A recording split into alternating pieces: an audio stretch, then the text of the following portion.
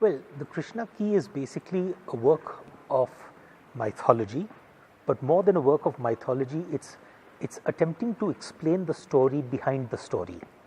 We all know of Krishna and the Mahabharata, but the thought that occurred to me was that wouldn't it be fascinating if the Mahabharata weren't really a myth? What if it was a true story? What if Krishna was actually a historical character? What if Krishna became God by virtue of his deeds? So the thought was to explore that entire epic, but with the view of a rational and scientific mind. So what the Krishna Key attempts to do is actually go back into the time of the Mahabharata and try and figure out as to whether the event could have actually happened. What is the evidence that is available in order to show that the event happened? Was Krishna a historical character? If he was, then when did he live? Where did he live? What were his deeds? And it all ties in to a secret, which is what creates the thrill in that particular book, because it's written in a thriller format. So, but I've always believed that at the end of the day, a book is not only for entertainment, but it's also for education and enlightenment. So, the Krishna Key is an attempt to combine all the three and to give you an idea of that entire story, but also the rational explanations behind that story. So the Krishna Key is 108 chapters, 108 being a mystical number, as it were, and each of those chapters starts with a single paragraph which describes an incident from Krishna's life. The idea basically being that even if you were to simply just read the 108 paragraphs, you would actually be able to read the entire life story of Krishna. And then, of course, after the first paragraph of each chapter is the modern day contemporary story, which is where we try and dig back into the roots as to what happened in Dwarka. Is the ruins that we have found off the coast of Gujarat, are those actually the ruins of ancient Dwarka? How can we tie it in to a dating, for example, radiocarbon dating? Is there evidence from Kurukshetra which gives us clues regarding the battle? There are some wonderful research studies that have been done regarding the timing of Krishna. All of that is blended into this story in order to make it, well, I hope, an interesting read. Well, I have always loved fiction that sounds like fact and fact that sounds like fiction.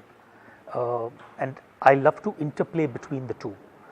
So obviously what I write is fiction, the story is fiction, but I draw on a bedrock of research in order to make my story sound believable. So for example, if I tell you that there is a city underwater off the coast of Gujarat which has been discovered and in which a certain set of seals has been discovered which points to the existence of Krishna, then that is not based on imagination but is based on research.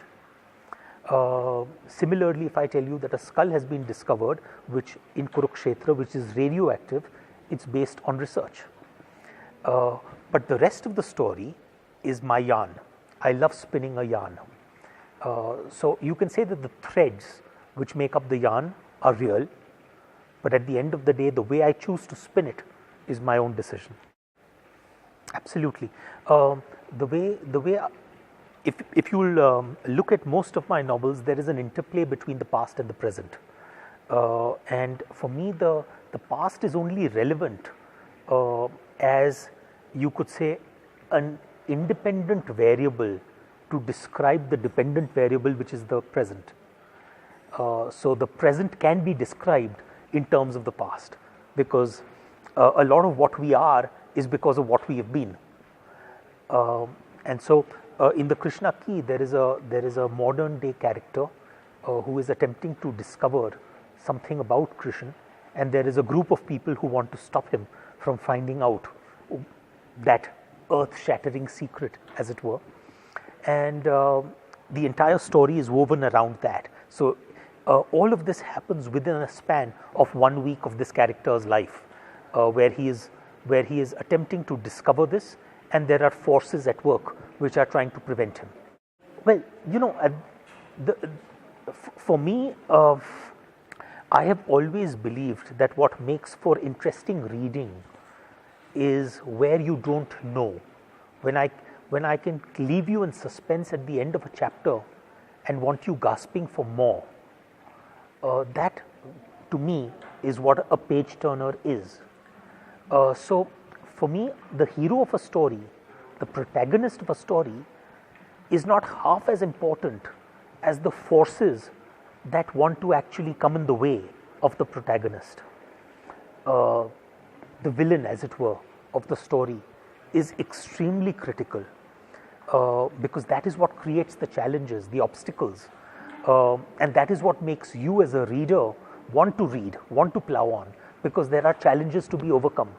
If there aren't any challenges to be overcome, it would make for very boring reading.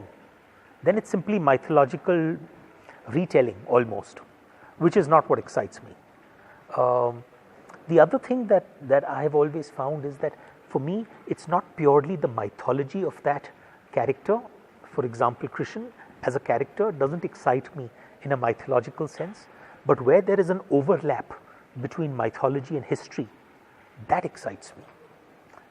So if you could actually go back and reread the epic and find that bits and portions of the epic are validated by historical circumstances, then that's where my adrenaline starts pumping. The typical timeline for any of my historical or mythological thrillers is about 2 years, and of which about anywhere between 9 months to 12 months is spent initially on the research. So for example, with the Krishna Key, I started out with a reading of the Mahabharata, and since I don't understand Sanskrit, I had to make do with Raja Gopalchari's English translation. So that was my starting point, just to get a sense, the context in which I'm going to write the story. Once I read the Mahabharata, I realized that most of the Krishan story actually doesn't form part of the Mahabharata. Krishan story is an appendix to the Mahabharata, which is known as the Harivansh. So the Harivansh became my second port of call. So that eventually led me to create eventually a plot outline that, okay, what is the story that I could eventually be talking about, and that led me to further research. So for example, there is research which has been done on the lost city of Dwarka. Famous archaeologist S.R. Rao did underwater explorations. So that became an entirely different source of research. Then for example, there is a professor from the University of Memphis who has actually done astronomical dating in order to find out as to when the astronomical signs observed within the Mahabharata could have actually occurred. So that gave me a time period when those events could have happened, coupled with scientific evidence. So there were multiple streams of research which eventually needed to be brought together.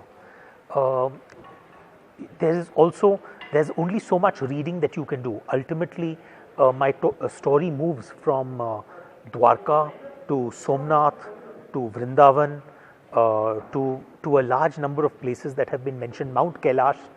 So a substantial number of places you can read about, but at the end of the day, there's no substitute for visits. So there was also quite a bit of traveling involved. And after I had done that 9 months or 1 year worth of research, that's when I actually sat down to write the first word. Well, honestly, I hope that I have not pegged myself against anyone, but realistically speaking, I would say that I draw my inspiration in terms of, the sort of style of reading that I love is a book where I don't need to turn the pages turn themselves. For me, that's good writing.